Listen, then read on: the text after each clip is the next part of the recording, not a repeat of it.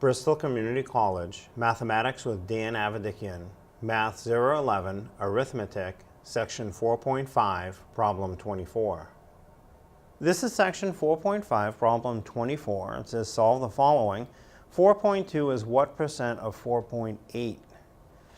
So, to solve something like this, first we have to turn it into an equation, then we solve the equation. And to turn it into an equation, you have to look for certain keywords, such as is, which becomes an equals, and also of, which becomes a multiplication. So let's rewrite it as an equation. 4.2 is starts off as 4.2 equals.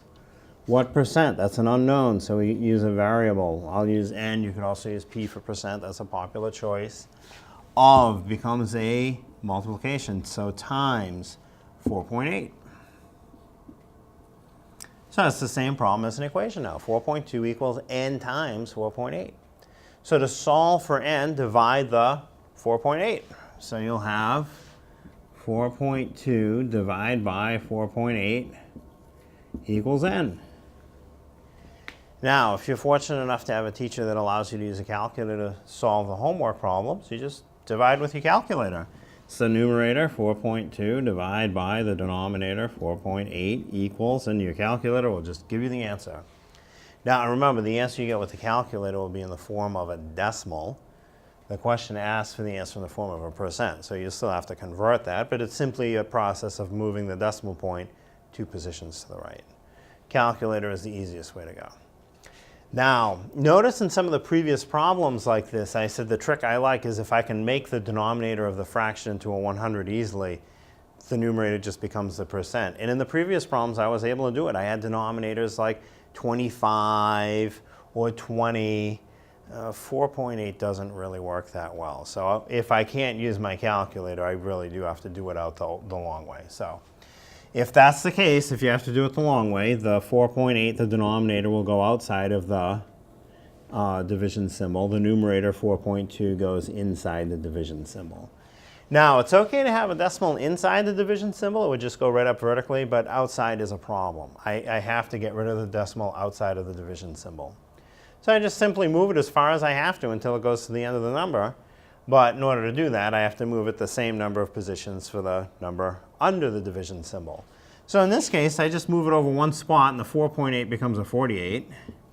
And if I move it one spot for the number outside, the number underneath also goes one spot, and it becomes a 42. So now I'll just do that division. 48 divides into 42. Well, 42 is not big enough. It won't fit. So I have to add on a 0. Pretend the 42 is a 420, but you really put a decimal for 42.0. And when you introduce that decimal, it goes straight up vertically into where the answer is going to be. Now, 48 times what is 420? How close can we get? 9 might be a little too big. I'm going to start with 8. This could involve some trial and error, so if 8 doesn't work out, you just erase it and try the next one, try 9. So 8 times 8 is 64. Write the 6. I write the 4 rather, carry the 6. 8 times 4 is 32, plus the 6 more that we carried. 32 and 6 more is 38.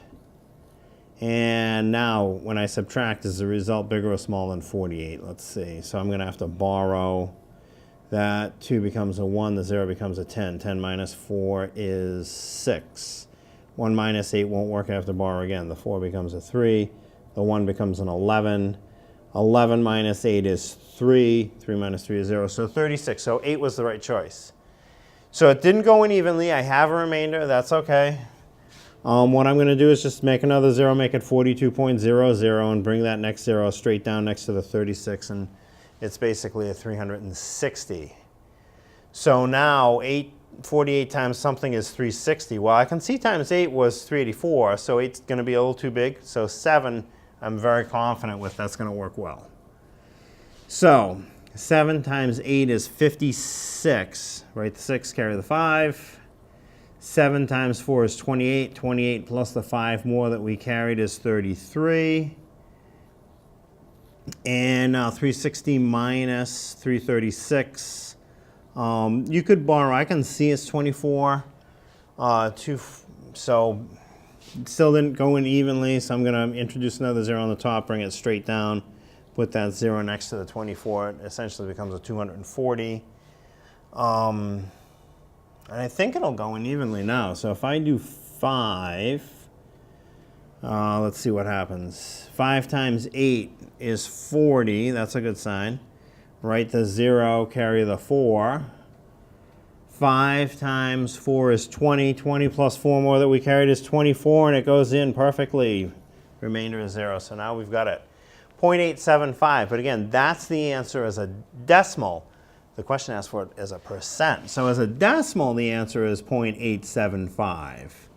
But if we want a percent, we're going to move that decimal point 2 positions to the right, and it'll show up between the 7 and the 5, making it 87.5%. That's the answer.